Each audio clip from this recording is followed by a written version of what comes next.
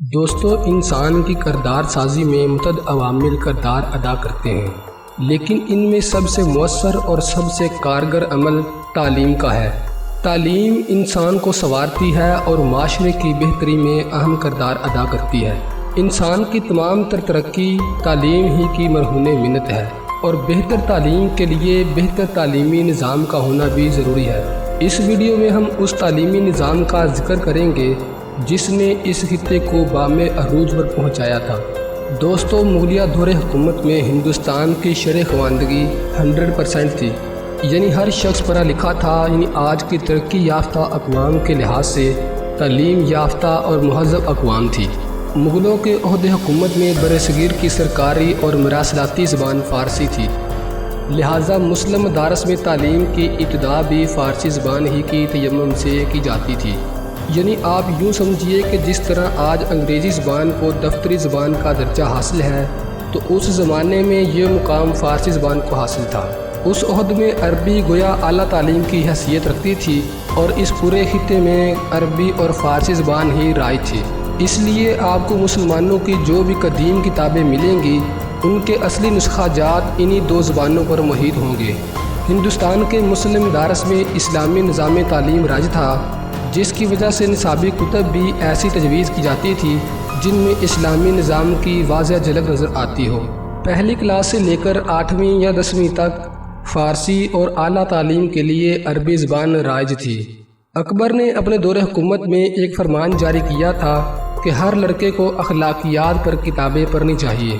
دور اکبری میں میر فتح اللہ شیرازی نے روایتی تعلیم کے علاوہ سائنسی تعلیم کو بھی نصاب میں شامل کیا، اور شاہ ولی اللہ محدث دہلوی نے عربی نصاب تعلیم کو مرتب کیا۔ اس زمانے میں جو نصاب رائج تھا، بلا شبہ وہ اپنے زمانے کا ایک احسن ذریعہ تعلیم تھا۔ نصاب میں جو کتب شامل تھیں، ان میں طب یعنی ابن سینا کی القانون فی طب، فلسفہ جو سائنس کہلاتا تھا، اصول فقہ، منطق، خطابت اور تصوف جیسے علوم نصاب تعلیم میں رائج تھے۔ دور حاضر کے تخصص کے برخلاف ہر مفید علم و فن سے روشناسی مقصد نصاب تھی، گویا دینیات اور معبود طبیات پر زیادہ زور دیا جاتا تھا۔ تاہم ریاضی، تاریخ، نشان نگاری، خطاطی بھی پسندیدہ مضامین کی حیثیت رکھتے تھے۔ فارسی درباری زبان تھی، لہٰذا اس کی زیادہ حوصلہ افزائی کی جاتی تھی۔ فن قانون، دینیات، اخلاقیات، فلسفے، عمرانیات کو صوفیانہ اور مقدس لوگوں میں پسندیدہ مضمون کی حیثیت حاصل تھی۔ فلسفے کی نصاب میں اہمیت بیان کرتے ہوئے اورنگزیب عالمگیر اپنے استاد سے کہتے ہیں کہ اگر آپ نے مجھے غور و فکر کی تربیت کرنے والے فلسفے کی تعلیم بھی دی ہوتی، تو میں اس سے بھی کہیں بڑھ کر آپ کا ممنون ہوتا جتنا کہ اسکندر ارسطو کا تھا۔ مغلیہ دور حکومت میں تعلیمی سرگرمی میں کوئی کمی نہیں آتی تھی، بلکہ اس دور میں تعلیمی میدان میں بہتر ترقیات کی شہادت ملتی ہیں۔ درس نظامی کی نمایاں خصوصیت یہ تھی کہ اس میں استاد کی قدر کتابوں سے زیادہ تھی۔ اس نصاب کی سب سے اہم صفت اس کی جامعیت تھی، چنانچہ اس میں دینی اور دنیاوی علوم کو یکجا کر دیا گیا تھا۔ ہر فن کی مشکل ترین کتابیں منتخب کی جاتی تھی تاکہ طلبہ کو سمجھنے کے لیے زیادہ محنت کرنی پڑے، اور طلبہ کی فکر کی پرواز بلند ہو، نظر گہری ہو اور قوت فہم بڑھے۔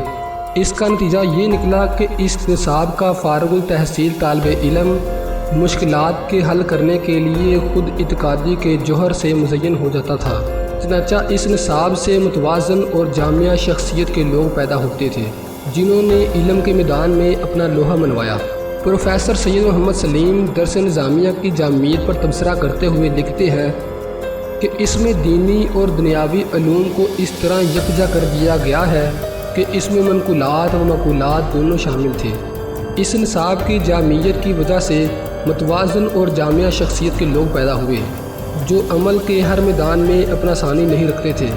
اس نظام تعلیم کی وجہ سے ایسی شخصیات میدان عمل میں آئیں جن کی شخصیت اور علمیت کے حوالے سے ہینری ہرٹنگن ٹامس اور ولیم ہنٹر جیسے برطانوی مصنف نے بھی دور مغلیہ کے نظام تعلیم کی برتری کا اعتراف کیا ہے۔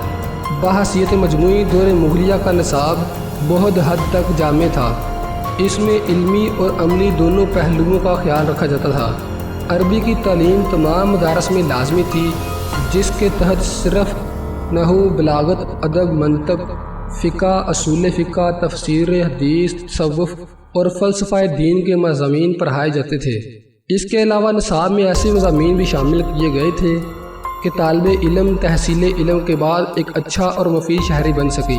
معاشرتی آداب کو اسلامی طرز زندگی میں بڑی نمایاں حیثیت حاصل ہے، لہٰذا نصاب تعلیم میں ان آداب کی عملی تربیت کو اساسی حیثیت دی جاتی تھی۔ نصاب تعلیمی نظام کا ایک اہم عنصر ہے اور طالب علم کے ذہنی اور علمی رویے کی تشکیل میں اہم کردار ادا کرتا ہے۔ نصاب کسی بھی تعلیمی نظام کا عکس ہوتا ہے اور ظاہر کرتا ہے کہ اس نظام کو تشکیل دینے والے اور اسے نافذ کرنے والے اس سے کیا حاصل کرنا چاہتے ہیں۔ دوستو، چند ایک دو مغل بادشاہوں کی تاریخ کے منفی پہلو بھی ہیں، لیکن کبھی بھی تعلیمی نظام میں پستی دیکھنے میں نہیں آئی۔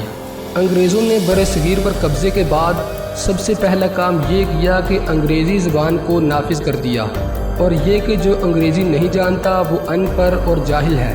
یعنی اگر کسی نے فارسی یا عربی میں اعلیٰ تعلیم حاصل کر رکھی ہو، یعنی عربی اور فارسی کے پروفیسر لیول کے لوگوں کو بھی ان پڑھ اور جاہل قرار دے دیا گیا، اور انگریزی زبان کو سرکاری زبان کا درجہ دیا گیا، اور تمام مدارس اور سکولوں میں انگریزی ہی کو بطور نصاب رائج کر دیا گیا۔ دوستو، انگریزی زبان کو بطور نصاب کس طرح رائج کیا گیا؟ سر سید احمد خان نے انگریزی زبان سیکھنے پر کیوں زور دیا، اور اس انگریزی زبان کے خلاف چلنے والی تحریکیں کون سی تھیں اور ان کا کردار کیا تھا، اور انگریزوں کے نمائندے لارڈ مکالے کی تعلیمی رپورٹ کیا تھی، یہ سب آپ جانیں گے اس ویڈیو کے اگلے حصے میں۔ لیکن آپ سے ایک گزارش ہے کہ ہماری اس ویڈیو کو لائک ضرور کر دیجئے، اور اگر آپ نئے ہیں تو سبسکرائب ضرور کر دیجئے، اس سے ہماری حوصلہ افزائی ہوتی رہے گی۔ شکریہ۔